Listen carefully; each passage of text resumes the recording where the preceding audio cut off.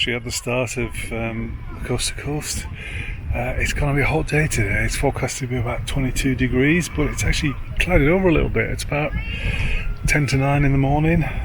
Bit of a flat sea, but not a bad breeze, so should be a pleasant day all in all. I'll catch up with you in a while once I get going.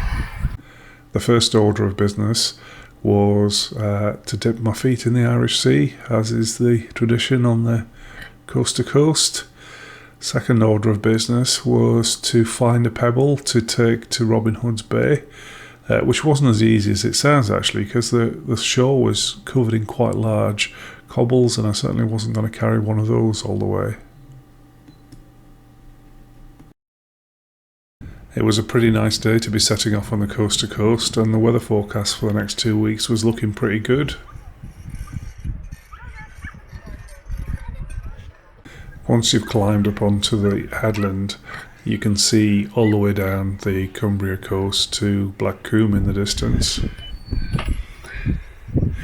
Legions of old buggers setting off on the coast to coast this time of the morning. It's going to be a good day. I'm just going to be careful not to get myself burned, because it's nice and breezy up on the cliffs here, but I suspect there's going to be a lot of UV light about. So that's St. Bees Lighthouse up on the headland there. It's a private house now, and walking down towards Fleeswick Bay. I think it's somewhere along here where the seabird colonies are. I'll try and get some video from a longer lens camera when I get a view of the seabird colonies. Can't smell them yet though, and I think that's the first sign that you're getting close. That's the Isle of Man out there. I don't know whether this camera will pick it up or not. It's a bit hazy, but definitely floating on out there. And this is Fleeswick Bay, which apparently is the last time really that we get down to sea level again on this side of the country. As you can see, there's a bit of a caravan of people. I guess if you're starting off at 9 o'clock, there always would be. So I'll get the camera out again when we get to the seabird colonies. St. Bees Head is the only major seabird colony in the northwest of England, really. Lots and lots of guillemots. There are other things around, but I didn't really have the time to stop and look properly.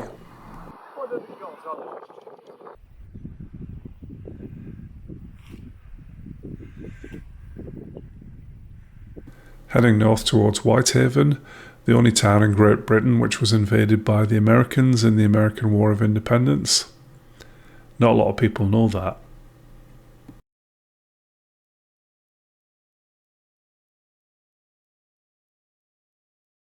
Looking back to St. Bees Head and the lighthouse, there was a little pod of porpoises just off the headland as I came past. Couldn't get any video because they kept diving, but good to see all the same.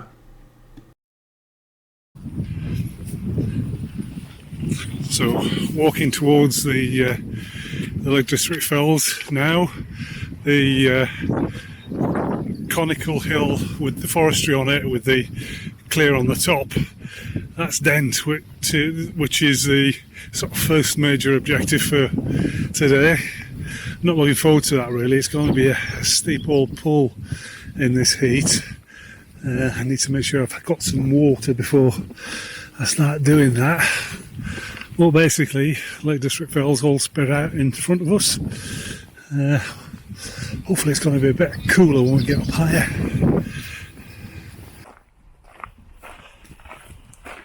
On most YouTube videos that I've seen of the coast to coast, people stop and have a bit of a Frankie Howard moment here.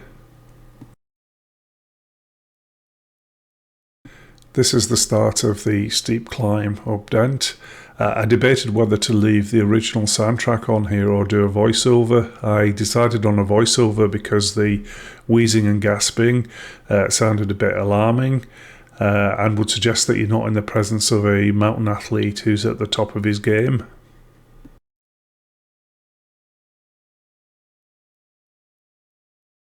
Just across the across the plain there to the start of the hills. So it's not too bad from now.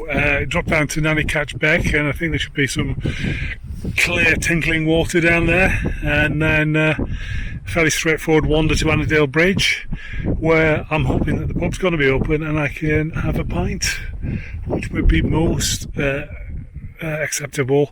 And then I'll start thinking about where I'm going to camp tonight or what I'm going to do. So, but until I've had a pint, I'm not going to worry about that.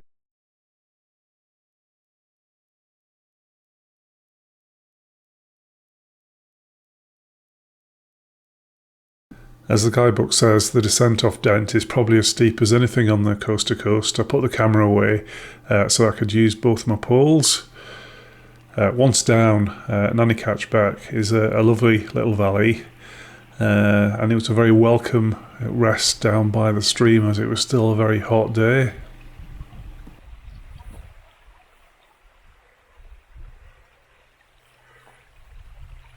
It wasn't long before I made it to Annadale Bridge. Not all the empties on the table are mine, by the way. It was getting evening now, so I wandered up to Annadale Water to look for a place to camp for the night. My only excuse for the appalling pitching of this tent is that it was only the second time I'd put it up, the first time being when I'd sealed the seams in the back garden a few weeks ago. But as you'll see later on, my pitching gets really slick.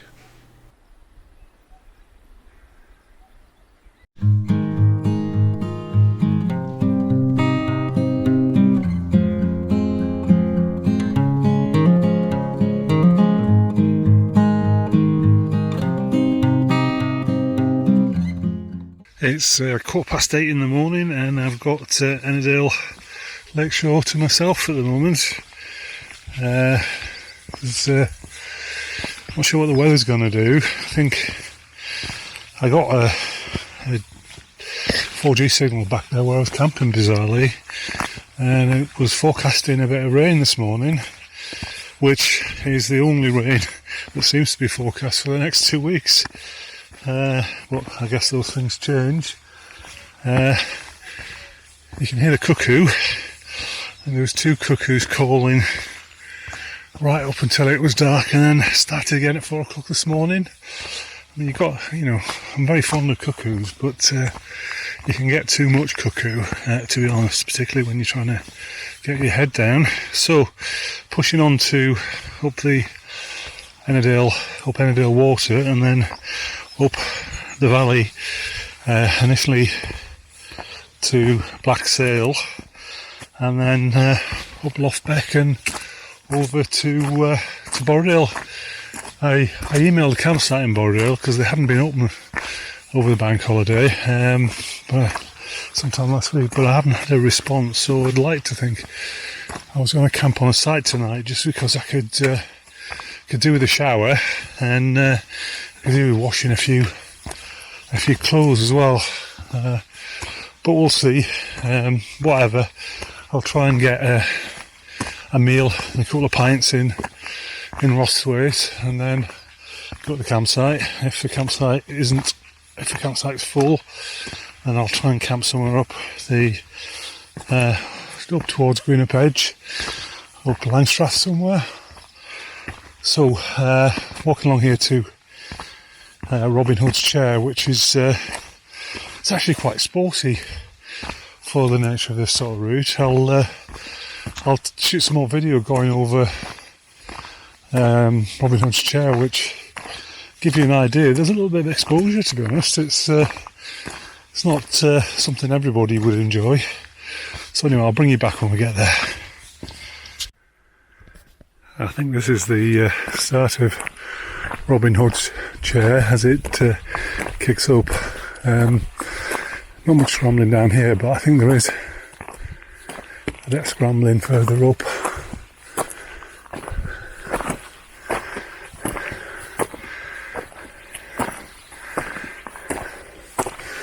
Oh, a bit of scrambling. Who'd have known it? Right, I think I might put the camera away because I think I'm probably going to need my hands here.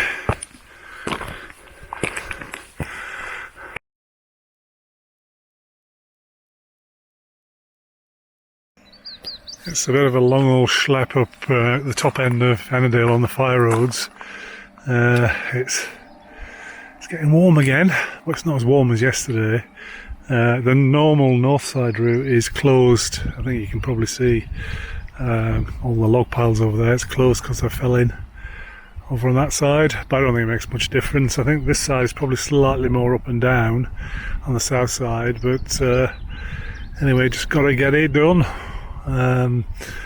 Probably about an hour short of Blacksail Youth Hostel, and then the climb up Loftbeck over into Borrowdale. But I'll take some more video when we get up there.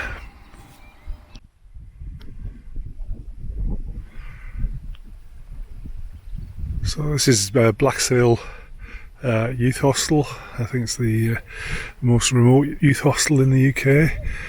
Pretty much shut down because of COVID, but stopped here for lunch anyway. And the route onwards is up there, over Loftbeck, and down to the Honister slate mine. So it's not actually that far, but it's a bit of a climb. Weather's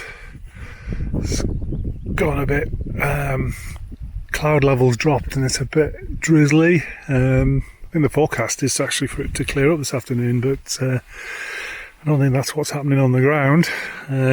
Should be better when we get down to Borrowdale.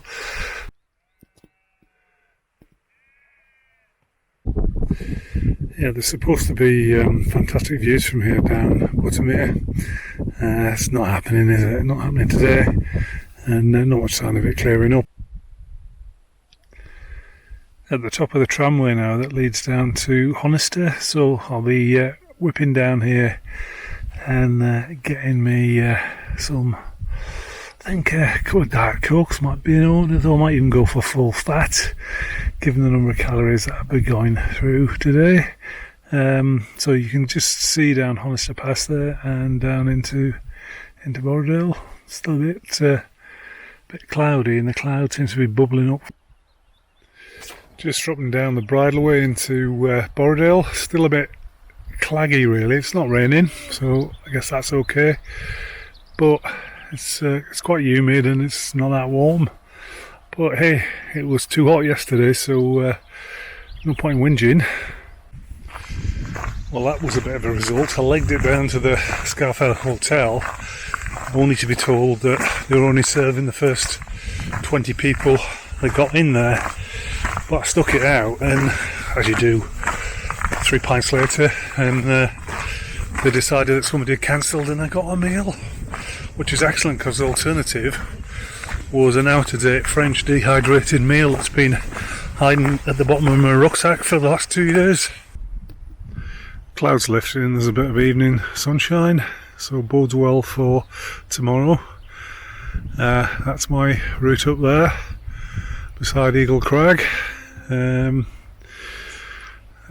don't think it's that steep, probably not as steep as Loftbeck today, and it's 9 miles over to Grasmere, but if I can, I want to push on to Patterdale or somewhere close to Patterdale, because I just want to keep up some sort of schedule, because I say I'd like to finish between 12 to 14 days, and I think if you have lots of half days it starts stretching it out. I camped at Chapel House Farm campsite on what turned into a lovely evening.